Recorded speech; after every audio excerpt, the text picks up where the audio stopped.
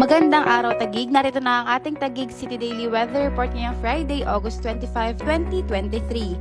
Ayon sa Pag-asa, huling namataan si Bagyong Goring with international name Saula sa layong 220 kilometers east-southeast of Basco, Batanes. May lakas itong aabot sa 75 kilometers per hour, malapit sa sentro at pagbugsong aabot naman sa 90 kilometers per hour.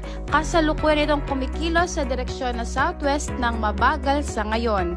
Isang cloud cluster rin na binabantayan malapit sa power line na hindi inaalis ang posibilidad na ito ay maging low pressure area sa mga susunod na araw.